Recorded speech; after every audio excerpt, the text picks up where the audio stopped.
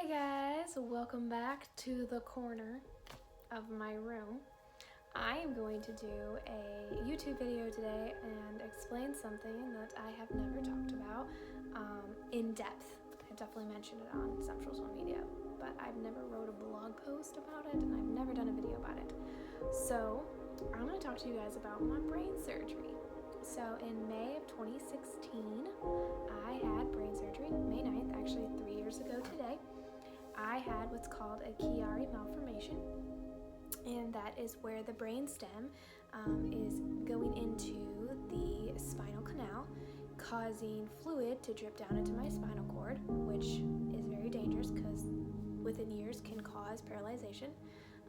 And also my blood flow in my brain was completely blocked, and so they had to go in and make an incision from the top of my skull here down to the nape of my neck, and they had to remove the back of the bone here to create more space and allow the blood to flow again and to free up my brain stem so that it wouldn't create fluid to drop down into my spinal cord any longer. And so basically, by removing that bone, it created the space that it needed, and then they covered the back of my head with muscle tissue instead. So that was the procedure that I went through in May of 2016. And leading up to that surgery, I just want to talk about a couple of things that God really did in my life, and just really encourage you today that if you're going through something dark, if you're going through a dark season, if you are experiencing pain, and you just really need to see God move, I'm going to give you some practical ways that I saw God move in my life, the miracles that I saw happen with me, and just to remind you of His goodness and His faithfulness to His children. When I was 11, I had a swing set fall on me, and I fractured my lower back.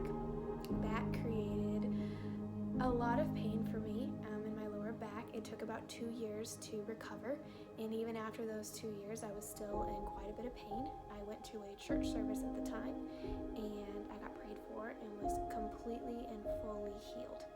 So I lived basically from 14 to 18, I'd say about 15 to 18, completely pain-free with no pain in my back. And then when I was 18, the summer after I graduated, I got into a jet ski accident, dislocated my shoulder and my ribs, and was once again in a crazy amount of pain with my back. But I was getting ready to go to Minnesota for my internship, and so I have a go personality, and I don't let anything stop me, and so I decided that I could push through the pain, and I was moving anyway. So from August of 2015 until December of 2015, I was in Minnesota, and I pretty much just used essential oils and Tylenol to keep me feeling well. And then I came home in January of 2016, and I went and seen a chiropractor, which caused me to be in a tremendous amount of pain and caused me to be bedridden.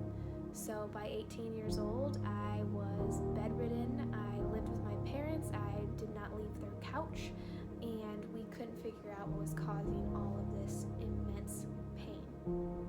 I was extremely discouraged. I was a super ambitious 18-year-old kid, ready to go change the world, ready to go into ministry, and here I was bedridden instead. And so I became very discouraged. I became very angry at God, and I didn't want anything to do with Him for a very, very short season in my life. And I didn't read the Bible, I didn't pray, and I was angry. And all that got me was nowhere. In fact, I became so depressed that I started questioning everything, and at one point even walked up to my mom and told her that I was done and I couldn't do this anymore. I had reached my breaking point. I had hit my lowest of lows. I was in so much pain that I couldn't even think straight, and I didn't understand what was happening. So from there, I began seeing doctor after doctor, lots of MRIs, body scans, x-rays, CAT scans, you name it, I was getting it. And we were trying to figure out what was going wrong. Well, at the beginning of February, I decided that being angry at God wasn't working any longer. And so I distinctly remember walking up to my room and falling on my knees and just crying out to Him and saying, God, I need you. I can't do this alone any longer. The pain that I'm feeling, the pain that I am in, I hadn't had a good night's sleep in months. And I was like, I can't do so I took a very practical step, and in that moment, after I cried out and prayed to God, I opened my Bible and I began reading it. And I just started absorbing it, and I started soaking it in, because one thing that I had was time. I had time to read the Bible, I had time to listen to worship music, I had time to listen to preachers on YouTube. I had so much time just to dig into the Word. And so for the next 2 months, that became my life: doctor's appointments and spending time with Jesus. And slowly but surely, we started getting results, we started getting answers. I went and seen a neurologist, found out I needed to have brain surgery. From there, we went to Cincinnati, and I got a second opinion, and it was confirmed that brain surgery was the only option, and it needed to happen soon.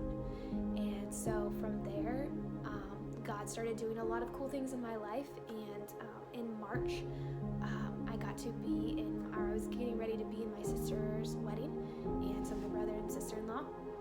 And so I began diving in and helping her with wedding preparations to kind of distract myself from the pain that I was experiencing. And I even got to get a very small job where I worked a couple of days a week. My body began to allow me to move around again and to function, which, if you know me at all, you know that I need things to do.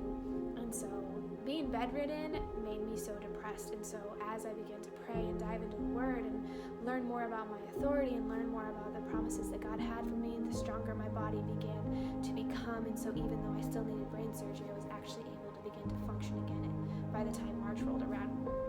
So that was huge for me. I even got to go to DC with a great couple mentors of mine. We went to a conference in support of Israel, which was just an incredible time, and honestly, it started the travel bug in me.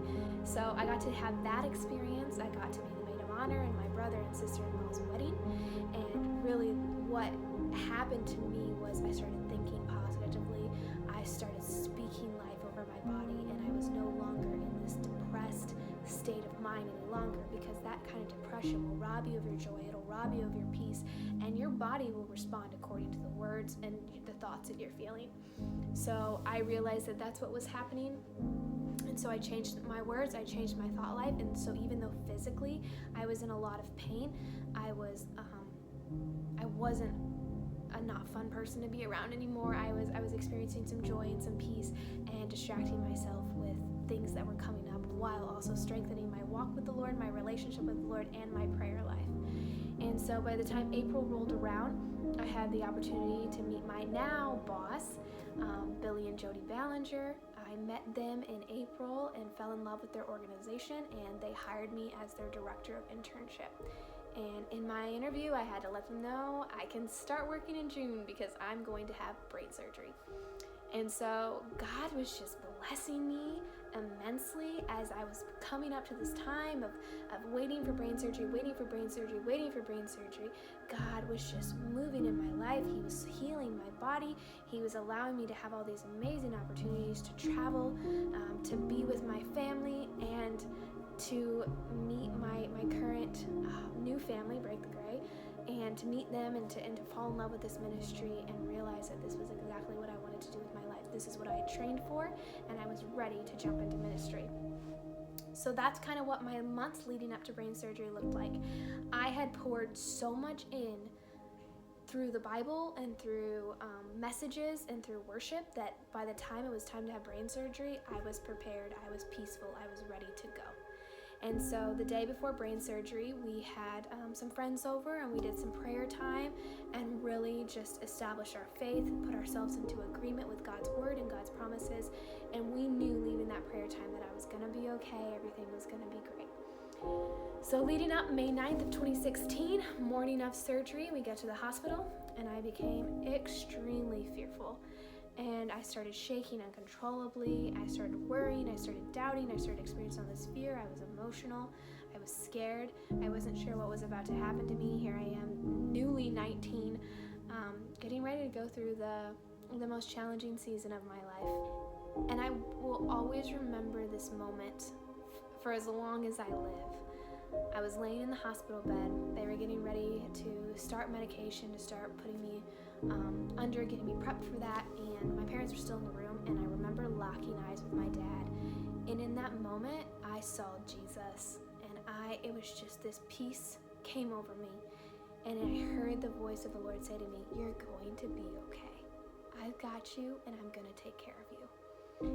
And my body stopped shaking, and I felt this peace, and I knew that God was going to take care of me, and I was going to be okay.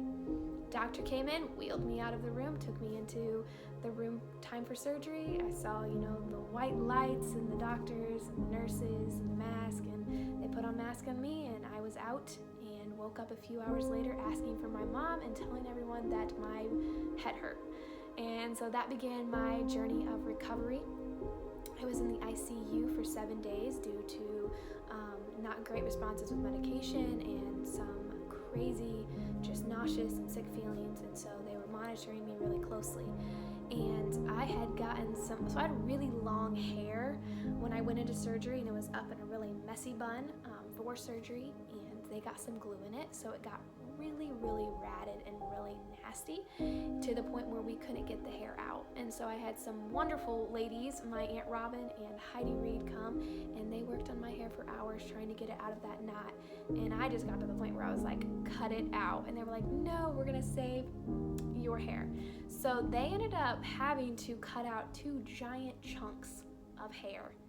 And this is just another miracle in itself, is that you couldn't tell. Like, I'm gonna pop up a photo here and show you, but this is what my hair looked like after they cut the giant chunks out. And that's just another testament of God, is that He cares about the small things. He cares about the little things. And He gave me some incredible nurses. He gave me awesome doctors, and my parents and my support team was amazing. They were there for me every step of the way. When I would get really sick and I would get emotional and I would start crying, when I was in the ICU, my mom would hold my hand and just pray with me and sing over me. And the peace of God was so evident in that room. It was there every step of the way. And when I look back to those days in the ICU, the darkness I felt, the pain that I was experiencing, the things that I was having to go through at such a young age, it's so evident that God was with me right there. He was holding my hand. He was right next to me. He was breathing life in me, bringing me peace, bringing me the right people, bringing me comfort, and even restoring something as simple as my hair. And so I think back to those days, and I think about that. I think about the goodness of God, His faithfulness, His love for His children, the way that He cares for us right there in the muck, right there in the hard place, right there in the storm. God cares for us right there, and He's there with us every step of the way. So, week in the ICU, I go home, and I spend 3 weeks recovering at home. Once again, I had a very speedy recovery. June 9th of 2016, I began working at Break the Grave full-time, 1 month after brain surgery. That is a testament to the Lord, because my body should not have been ready to go back to work. And granted, I had to go to work with a giant pillow behind my head. I still could not turn my head all the way. I was completely swollen, but I was ready. God had prepared me. He had healed my body. From the time that He died on the cross, from the beginning of time, God healed my body, and I was a living testament of that. And so God then began working just such amazing miracles in my life. He restored back to me the time that I felt like I had lost. He allowed me to be able to work at a job where I could speak to students, where I could stand on a stage and do an altar call, where I went skydiving 1 year after brain surgery. I ran a 5K 3 months after brain surgery, and God just began restoring back to me all the things that I wanted to do. He restored back to me my youth. He restored back to me the places where I thought I'd missed out, and He gave it all back to me, because that's the God we serve. That's His goodness. That's His faithfulness. And I will say this to anyone watching right now: God did not want me to go through that. He did not allow it. He did not cause me to be sick. We live in a fallen world, and crappy things happen, but we have a good God. We serve a faithful God. He is a good Father. He walked with me through every step of pain, every single doctor appointment, every MRI, brain surgery, ICU, doctor's appointments to follow up, and recovery. He was there every step of the way. And He's walking with me right now when I walk into school assemblies, when I go to concerts, when I'm mentoring students, when I'm mentoring interns, when I'm traveling. He is there every step of the way. And that is what God taught me during brain surgery, was I will never leave you. I will always be there, and Anna, I got you. Look how far you've come. Look how much you've overcome. Don't ever forget that. We overcome by the power of our testimonies. Our testimonies. We're supposed to remind ourselves of what we've overcome. We're supposed to remind our minds of what we've overcome so that out of our mouth, abundance would flow. That we would speak life, that we would speak triumph, that we would remind ourselves that we are that we are conquerors and we are overcomers, and that we don't lose. And so I can stand here and say today, He brought me along, and He was there every step of the way, and little nuggets of faithfulness, little nuggets of peace, little nuggets of miracles. From the time that I experienced that pain to now, I have seen in my life, and they don't stop. Those little nuggets of miracles, those little nuggets of wisdom, that kind of peace follows me all the days of my life. I live in that place. And so now, 3 years later, when trials try to come against me, when sickness or pain or confusion or anxiety or depression tries to come against me, I remind myself I am an overcomer. Your God is faithful. He is good. He is with you every step of the way, and He wants amazing things for your life. He doesn't want you to go through junk. When we train our minds to think on the things of God, we train our minds to read the Word, to put it in, to let that become our reality, that is where we begin to operate from. That is the place that we begin to live from. So I'm sitting here today sharing with you something I've never shared publicly or on social media before, because I need you to understand the goodness and the faithfulness of our Father, that if you are going through something that's impossible, that you don't know how you're going to get through it, you don't see, the other side out.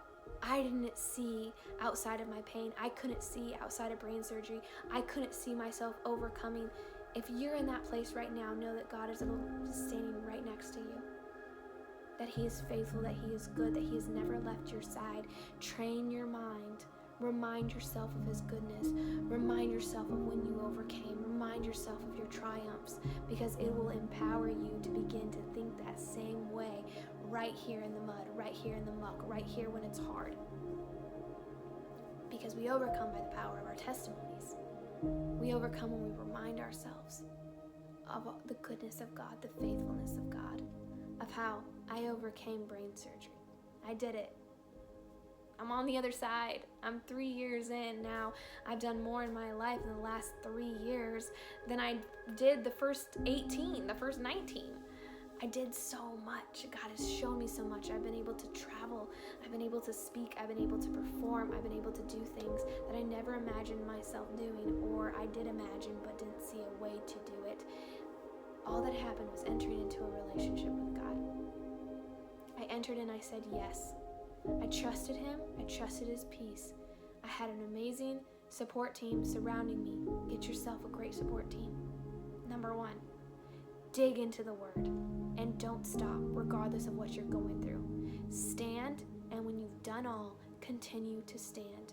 God is faithful. He is good. He is not putting you through trials. He is not putting you through pain. He is a good, loving Father who wants the very best for His kids. And I am here to tell you that today, that I am a living testament of that. That at 18 years old, I had to have brain surgery. And I overcame. And God revealed such amazing things in me, that He healed me, He brought me up out of that, and He brought tremendous blessings alongside of it, and then restored lost time as well. Because that is the God we serve, a good God, a faithful God, a loving God. So don't give up.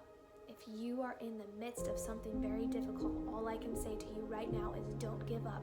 God is there. He is walking alongside of you. He has not given up on you. He has not forgotten you. He loves you. He adores you, and He wants to be in relationship with you, because that's the God we serve.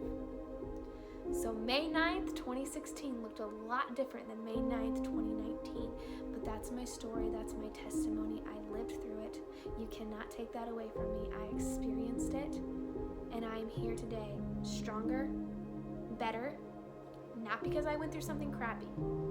I'm stronger and better today because I entered into a relationship with God that I refused to give up on, that I refused to let go of, and that I was encouraged by, but also determined that I was going to live out the life that God called me to live. And that's for you too. God wants to call you to that life. He wants you to live the life that you've always desired. He's not giving up on you. He's ready to take you to that place of sweetness, that place of goodness, that place of healing, peace, restoration, and hope. And that is what he'll do for you if you will enter into a relationship with him. And so thank you so much for watching. Hopefully this inspired you in some way.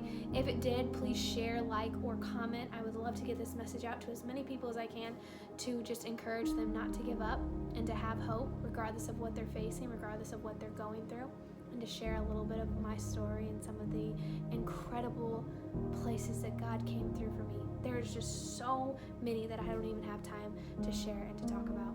So thank you so much for watching. I hope this inspired you in some way.